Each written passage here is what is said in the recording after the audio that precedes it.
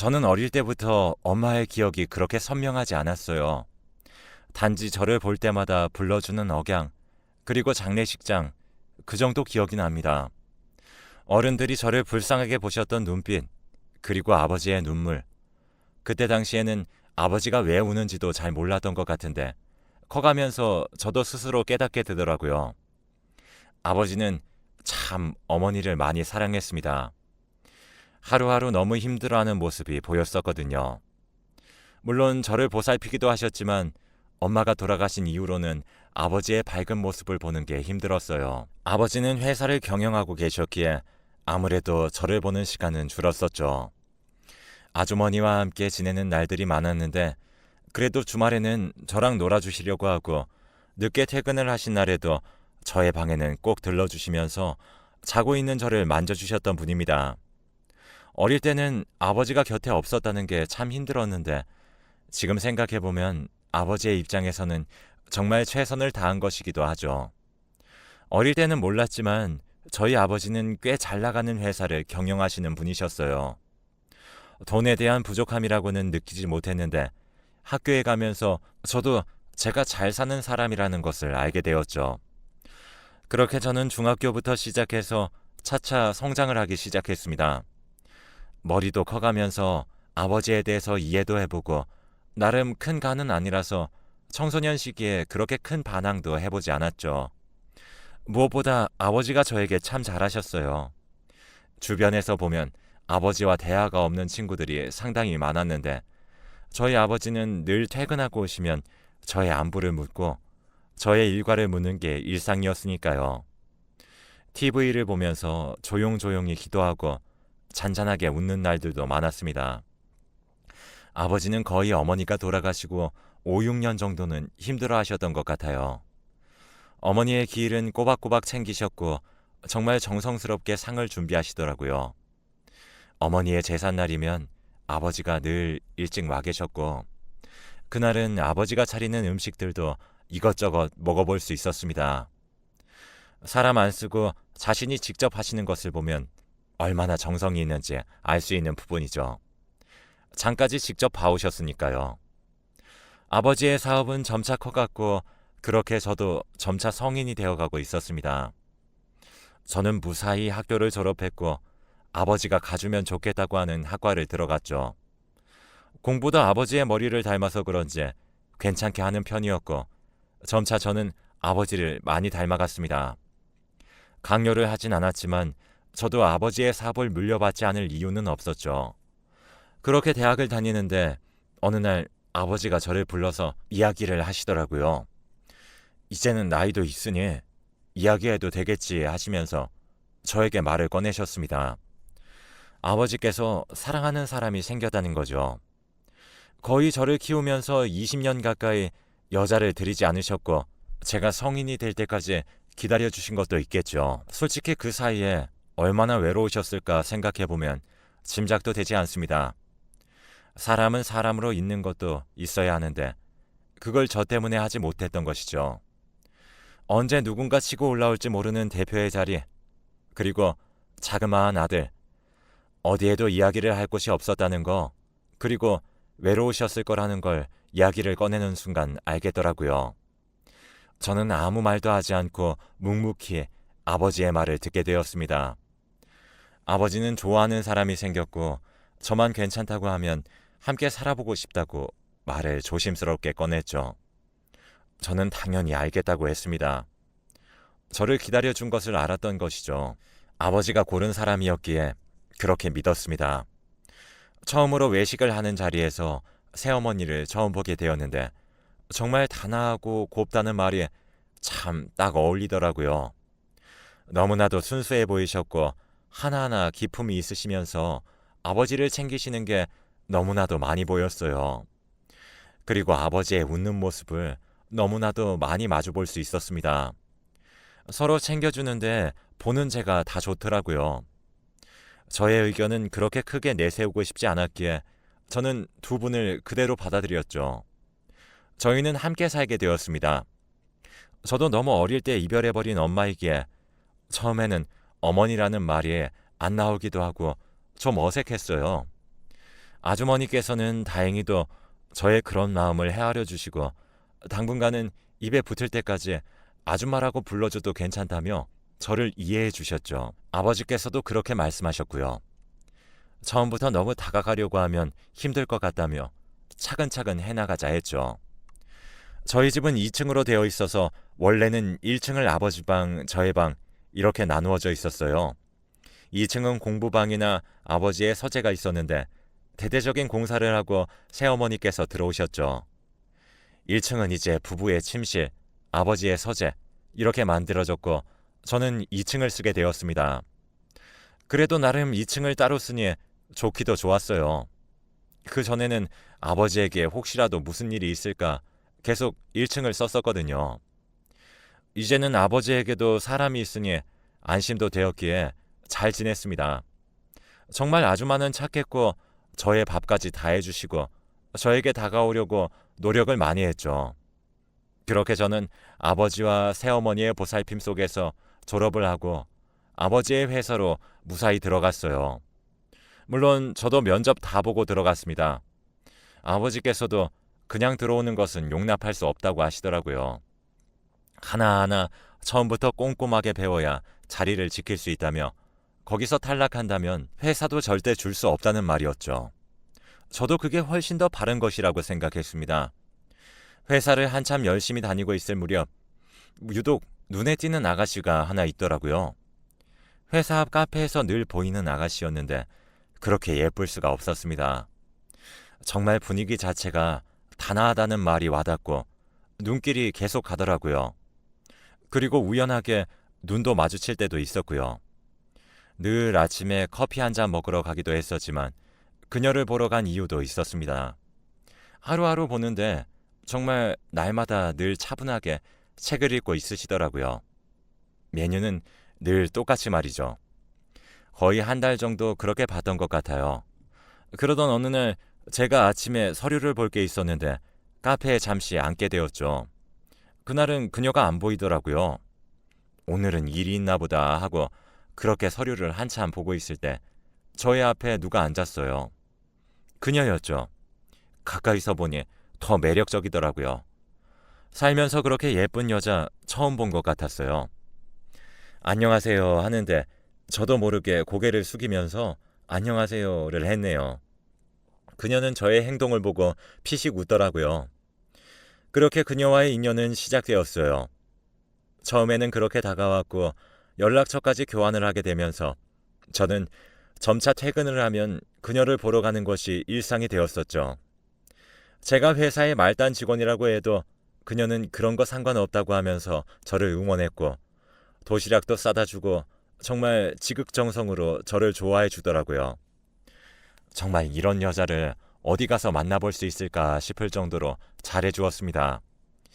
여기서 이야기를 안 해서 그렇지만 저도 대학 다니면서 학교 다니면서 연애해 봤었어요. 그런데 그 중에서도 정말 이렇게 잘해주는 사람은 처음이었거든요.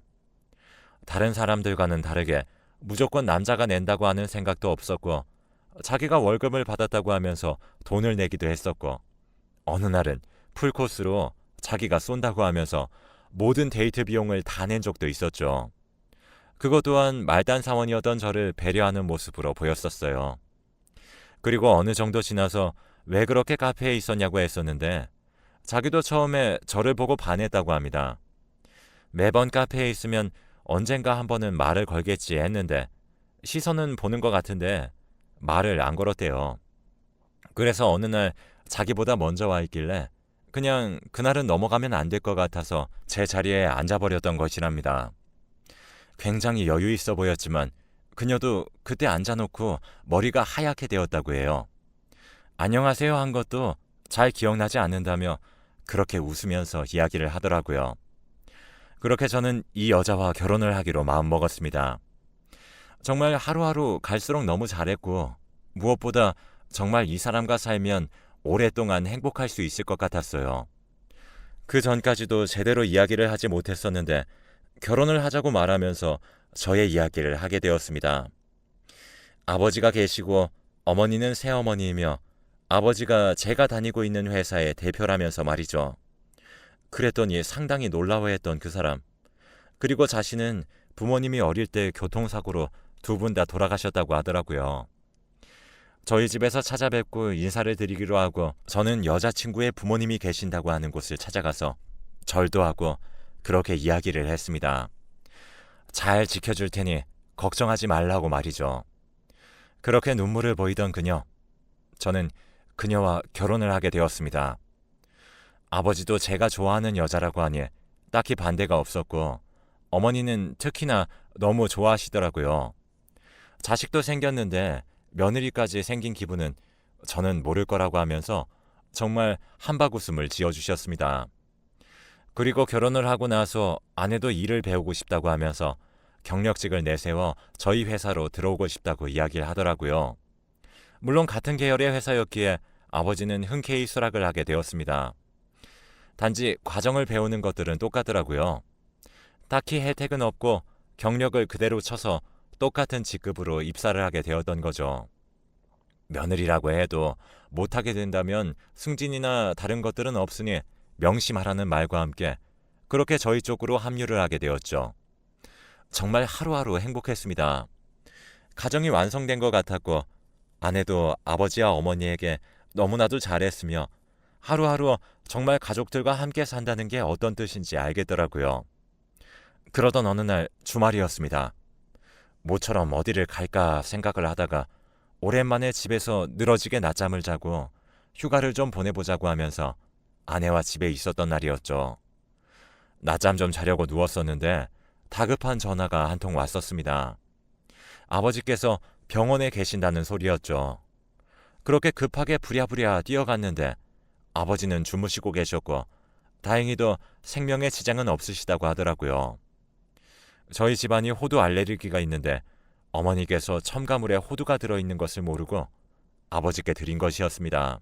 소량으로 첨가되었다면 그렇게 크게 심한 건 아니었는데 아버지도 점차 나이가 들다 보니 조금 더 충격이 크셨던 모양이에요. 다행히 아버지는 이러한 일을 대비해서 핸드폰의 버튼 하나만 누르면 바로 아버지를 모시는 기사님과 연결이 된 것이 있었는데 그걸 잘 썼던 모양이에요. 이런 사태를 대비해서 미리 아버지께서 만들어 놓으셨던 거죠. 제가 도착한 지 얼마 지나지 않아서 아버지는 그렇게 깨어나셨습니다. 저는 바로 아버지의 손을 잡았죠. 수척해진 모습을 보니 마음이 아렸습니다. 아버지께서는 입원한 김에 조금은 쉬고 싶다고 하시면서 그렇게 병원에 며칠 더 입원을 하셨습니다. 좋다고 하는 영양제 맞으면서 조금 더 쉬시라고 하고 저는 회사 일이 바빠졌지만 조금 더 배울 수 있는 계기가 되었죠. 그렇게 며칠이 지났습니다. 아버지께서는 병원에 꽤 계셨고 그리고 저는 바쁜 생활을 하고 있었죠. 퇴근을 하기 직전에 아버지께서는 전화를 하셨고 저와 새아가를 데리고 마치면 바로 병원으로 오라고 하는 소리였습니다. 굉장히 어두운 목소리에 저는 잠시 당황을 하기도 했었습니다.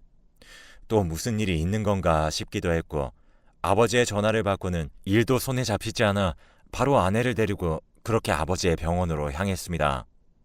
놀랍게도 병원에 도착을 하니 새어머니께서 무릎을 꿇고 아버지에게 빌고 계시더라고요. 저도 놀라서 아버지 하고 외쳤습니다. 그러자 정말 생전 보지도 못했던 무서운 아버지의 얼굴로 아내에게 소리를 치더라고요. 너도 이리로 와서 꿇어! 영문을 알지 못했습니다.